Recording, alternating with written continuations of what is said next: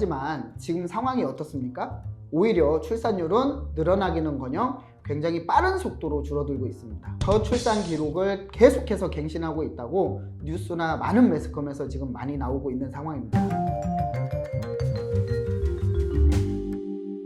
안녕하세요, 이충민입니다. 오늘 이 시간에는 대한민국에서 가장 이슈가 되고 큰 문제가 되고 있는 저출산 초고령화, 인구 감소가 부동산에 어떤 영향을 미치는지 한번 살펴보는 시간을 갖도록 하겠습니다.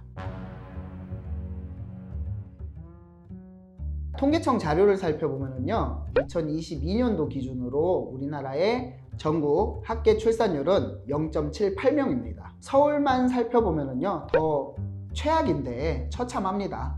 0.59명으로 전국에서 최하위를 달리고 있습니다. 이런 말도 안 되는 출산율과 초고령화 사회가 인구 감소로 바로 이어지고 있는데요. 이렇기 때문에 주택시장 또한 전망이 그리 밝지는 않습니다. 그래서 오늘 이 시간에는 저출산과 초고령화 사회의 인구 감소가 부동산 가격에 어떤 영향을 미치는지를 한번 살펴보는 시간을 갖도록 하겠습니다. 최근 뉴욕타임즈라든가 여러 가지 해외 이슈에서 대한민국은 소멸 아닌가, 이런 다큐들이 굉장히 많이 나오고 있습니다. 대한민국은 전 세계에서 찾아볼 수 없을 만큼 초저출산 국가로 접어들었다고 할 수 있습니다. 통계청 자료에 따르면 2021년도를 기점으로 우리나라는 인구가 1년에 20만 명에서 30만 명씩 줄어들고 있습니다. 자, 이렇게 계속적으로 인구가 줄어들면 어떻게 되느냐?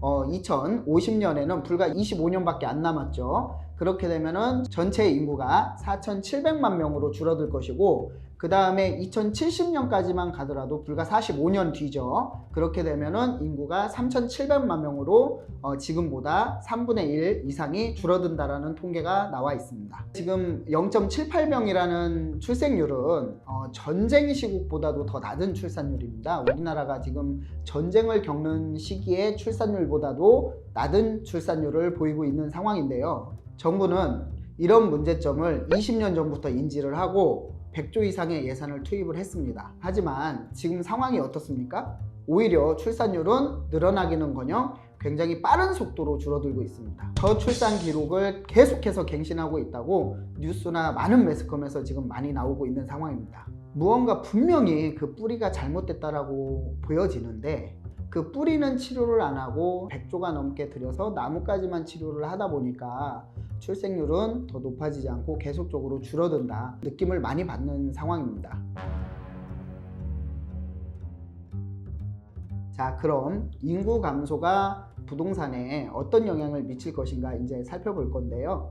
여러 가지 기관들이 이제 보고서를 작성을 해가지고 발표를 하고 있습니다. KDI라는 기관인데 2015년도에 발간을 했습니다. 인구만을 가지고 분석을 해서 보고서를 발간을 했는데, 이렇게 인구가 줄어들 경우에 우리나라 같은 경우에는 2025년까지, 그러니까 불과 내년입니다. 내년까지 11%가 하락할 것이며, 또 2035년까지는 추가로 20%가 하락할 것이다. 자, 근데 여기서 한 가지 살펴볼 것이 2025년이 불과 내년입니다. 이 보고서를 발표를 했을 때는 2015년이기 때문에 우리가 지금 2015년보다 11%를 하락할 것이다.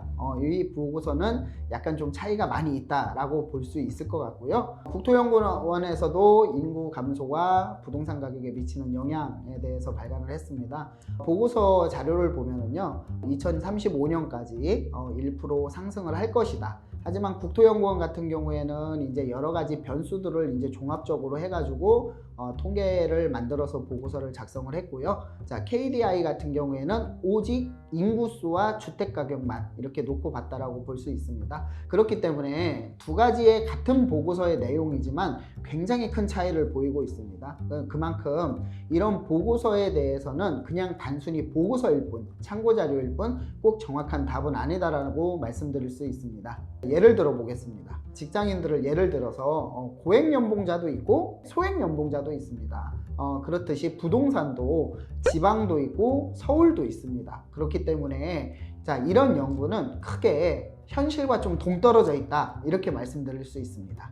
지금까지 이렇게 말씀드리는 이유는 5천만 명이 넘는 인구 중에 서울 수도권에 2,500만 명, 그러니까 대한민국 인구의 절반 이상이 지금 서울 수도권에 몰려 있습니다. 수도권과는 반대로 지방은 굉장히 어려움에 처해 있습니다. 지금 228개의 시군구 중에 180개가 넘는 구역이 소멸위험구역으로 분류가 되어 있습니다.